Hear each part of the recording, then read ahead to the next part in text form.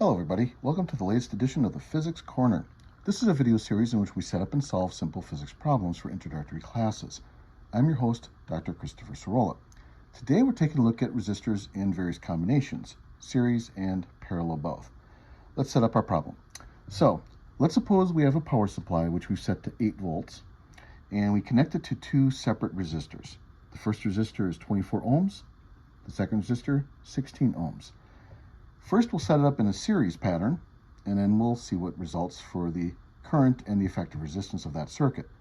Then we'll rearrange the resistors to be a parallel pattern, and again, we'll find the effective resistance and the current through each of the resistors.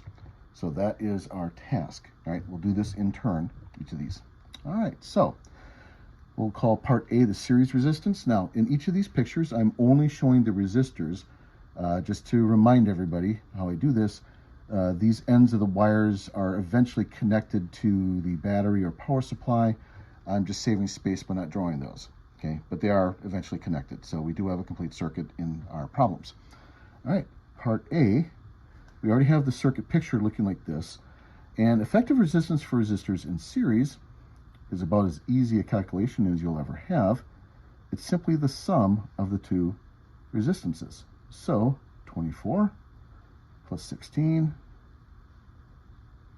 yields 40 ohms. So, done deal. That one's pretty easy. All right. How about the current through the battery or power supply? Now, I'm going to say it this way, in part because when we have a complete circuit and you have a battery, power supply, something like that, current flows through that too. It's not the case where current, say, starts at one end of a battery, ends at the other end of the battery, but the battery itself is unaffected or is somehow apart from the circuit. A battery or power supply is also part of the circuit, and therefore we need to concern ourselves with the flow through that battery or power supply. So that's why I say it the way I say it, the current through the power supply. Now, why am I also saying it like that? Because the current might be different for individual parts of the circuit otherwise. We'll see it's not the case here, but we'll show a case later on where it is.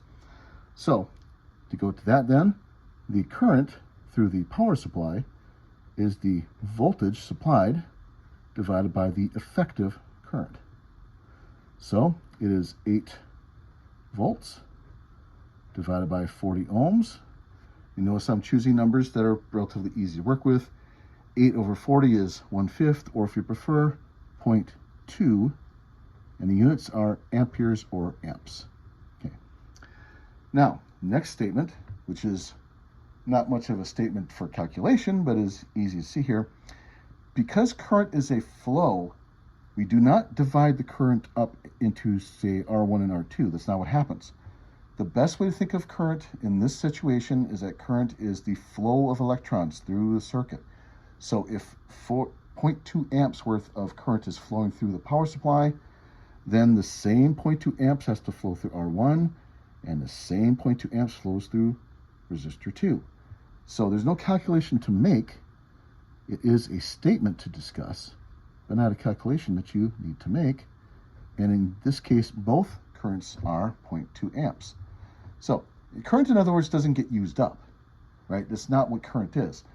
Current is, if you will, the electrical, say, analog to speed that we had in mechanics much earlier on in physics, in that it is the amount, if you will, of charges moving from one place to another.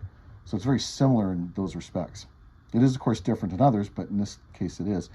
And how fast you're running, if you're driving, say, if you go, say, at 60 miles per hour down a highway past mile marker 48, and you're still traveling at 60 miles per hour, and you pass mile marker 49, it didn't matter what the marker was, right? It's still the same. So in any case, with that tortured analogy in play, the first set of calculations, relatively simple. Okay. Now, it's not listed in the description, but I'm going to go ahead and do this anyway. And I want to show off something else while we're here. Let's tackle the idea of power. So power, for example, that is given to the circuit, and I'm going to write it that way, is power that's given by the power supply itself. Now, what formula is that? That is current multiplied by the potential difference, like this. So 0.2 amps, or 1/5 of an amp, and we have 8 volts. 8 multiplied by 0.2 is 1/5 of 8, or 1.6 watts, like that, okay? So this is, by the way, if you're wondering why the numbers sort of look the way they look, you can imagine doing an experiment much like this in a typical physics lab. So an introductory physics lab type of question, right? Now, second thing is, what is the power lost or used by the resistors? So power loss, if you will, or power used is maybe a better way to describe it. The formula for that is I squared R. Now, if I want to talk about the total power that's lost, then that would be the power, say, through the effective resistance like this. And since effective resistance is already the sum of the resistance, I can separate that out or leave it as is, and it's just as easy to leave it this way. That would be 0.2 amps squared, mind you, that's important, multiplied by the effective resistance, which is 40 ohms. Lo and behold, if you do that math, it's also 1.6 watts. Okay, so why did I do this particular calculation? That's to show energy conservation at play. So all circuits are really energy, or ways of moving energy around. In the case of, say, if you have light bulbs, for example, as our resistors, that would be turning the electrical potential energy of the power supply into, say, the light and heat that are given off by the light bulbs. That's an example of the change of process. But as you know from previous talks, from previous studies, energy is a conserved quantity in physics. If you include all the sources and sinks, if you will, of the energies, they should be the same. Now in circuits, it's not usually expressed as energy directly, rather it's expressed in terms of either potential difference or here, power. And so the power, the amount of energy used per unit time, is the same whether it's given to us by the power supply or used by the combination of the two resistors. Notice it's the same amount of power. Okay. So we're going to go on to the second part in just a moment. Okay, we've returned. For you folks, of course, it's just an instant. For me, a little bit of time to set up. In any case, the next question is, what would be the effective resistance and the current through each resistor if we have a parallel setup? And I'm also going to go ahead and find the total power expended for this circuit as well. So let's go ahead and get started in this. Now, the resistance formula, or the effective resistance for resistors in parallel, is the reciprocal type of formula, which looks like this. 1 over the effective resistance equals 1 over the first resistor plus 1 over the second resistor. A quick comment, by the way, if this type of study looks very familiar, you should have seen these things with capacitors, but it was switched around. Capacitors in series had a reciprocal looking formula, and capacitors in parallel looked like resistors in series. So they sort of flip places. That's because they're defined in slightly opposite ways, if you will. In any case, so we have effective resistance, looks like this. So let's go ahead and calculate our effective resistance. So 1 over effective resistance is equal to 1 over 24 ohms plus 1 over 16 ohms, like this. All right. Now, I'm just going to shorten this up to save a little bit of time and give us the answer. And the effective resistance turns out to be 9.6 ohms. Okay. Now, how did I get there? You can do this in a couple of ways, but let me suggest this. With a calculator, it's probably easiest. 1 divided by 24 plus 1 over 16, you get an answer. But that answer is 1 over effective resistance, not resistance itself. So you have to take the reciprocal of that to get here. Notice that the effective resistance for a parallel circuit is less than either of the individual resistances were in the circuit like that. So here's a quick way to sort of ferret this out. If you have an effective resistance that is greater than either of the individuals, chances are that was a series circuit that was involved. If you have an effective resistance that is less than either of the resistors that were there, chances are is a parallel circuit was involved. Okay. That's another way to think of it. If you want to increase the effective resistance of your circuit, put your resistors in series. If you want to decrease the effective resistance, Place them in parallel. All right, so what else do we have? So let's go ahead and calculate then our current through the power supply. And again, the formula, if I rearrange Ohm's law, will give us this.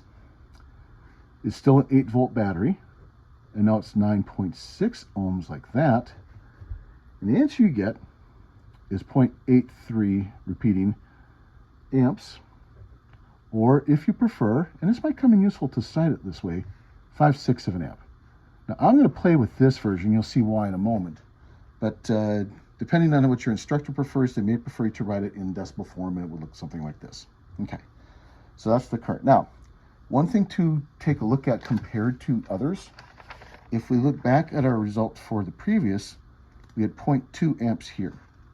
We had 40 ohms and 0.2 amps for our circuit, right? That was a series circuit. For the parallel circuit, 9.6 ohms and 0.83 amps. Or, if you will, the resistance went down, the total amount of current in the circuit through the power supply went up. It increased. They're opposite of each other, right? As one goes down, the other goes up. That makes sense. The less resistance, the more current you're going to have, other things being equal. Okay. All right. So we had that in play. Now, how do we solve the individual currents through each resistor? Now, here's something to think about. The current, and again, remember these pictures are just showing the resistors, but there's a wire and battery connected over here, or power supply connected here, and eventually makes a full loop, so we do have a complete circuit. I'm just showing the resistors. The current from the power supply is going to come in through here, and then it hits this junction. A junction is a branching point, right? So the current could either go through R1 or through R2, which means the current will be split up. It has those two options, so to speak. Now, I'll come back over to the second junction here. It joins up again and then goes off again to the rest of the circuit. But it's going to split up, which means a couple things. One is, because R1 and R2 are not the same, the current will be different at each resistor. The second is, whatever the current is for R1 and R2, the total of those two currents must equal the amount of current that was going through the power supply, the current that was coming in before it hit the junction. So let's go ahead and do this calculation. Let's do I1 first. I'll call it I1. So this is the current through the resistor R1, like that. And I'm going to go ahead and write out the fractional formula here and then argue as to why it should look like this. Okay, so we want the percentage or share, if you will, of the current that's going to go through this resistor. Now, resistance is trying to keep current from flowing. So if it's trying to keep current from flowing, we're going to want the current that would get through, and that depends on the other resistor. So the larger R2 is, then the more resistance it has to current, the less resistance R1 would have in comparison, the more current would flow through R1. Or conversely, if R2 is smaller, it's easier for current to flow through the second resistor and more difficult for current to flow through the first resistor. So it's opposite what you might expect. You might have thought, oh, it should be R1 here. But remember, current flow is opposite or inverse of resistance. And so if I want to find the current I1 through the first resistor, it's R2 that shows up here on top in this formula. Now the total then is to compare them to each other, right? So we need to compare them. How are they doing compared to each other? All right, let's put in the numbers and see what happens. So R2 is 16. R1 was 24, and 16 again, like that. And the current was 5/6 of an amp here, like that. Now, ohms cancel, so I don't have to worry about those carrying over. 16 over 40 is our fraction here.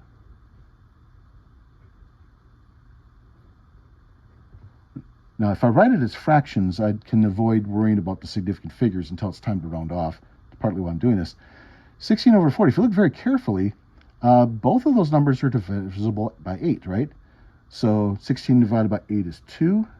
40 divided by 8 is 5. And notice what happens if I keep them as fractions. Now, by the way, this is my little trick to kind of show a little bit easier perhaps what happens and why.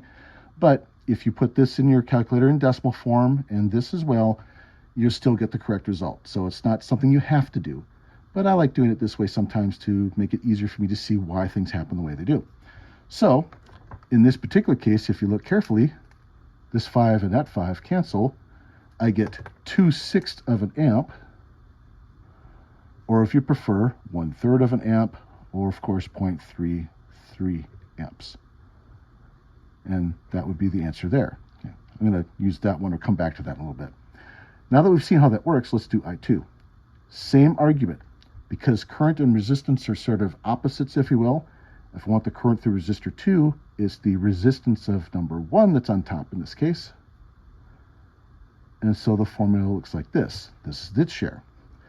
And same kind of calculation. In this case, it's 24 ohms. Again, 24 plus 16 in the denominator. Looks like that. It's now 24 over 40 as a fraction, and 5/6 of an amp. And again, as I said before, you can convert these or put these in decimal form. It's not going to hurt your answer in any way. It's just that I think it's a little bit easier to see what's happening. In this case, again, these numbers are divisible by 8. 24 divided by 8 is 3. 40 divided by 8 is still 5. So 3/5 times 5/6 of an amp, like that. Again, my 5's cancel. And I get 3/6 of an amp, or 1/2 of an amp, or of course 0.5 amps, like that. Now, I left it in fractions in both 6 just to show something. Remember what the total was? The total current going through the circuit, or the total current going through the power supply, was 5/6 of an amp, right? Notice what happens then. The total current is equal to the currents in both resistors. 2/6 plus 3/6 equals 5/6. And that's part of the reason to show off something like that. All right. The next step is to talk about the power in this circuit. We'll be right back. Okay, I'm back. And again, I've set up the last part of our problem. Let's take a look at the power in all different aspects of this parallel circuit. Now, this will be a little more complicated because there's more places to talk about the power, right? There's power that's supplied from the power supply itself. There's power that's drained or used by the first resistor. There's power that's used by the second resistor. How do all these compare to each other? Okay, so let's take a look and discuss.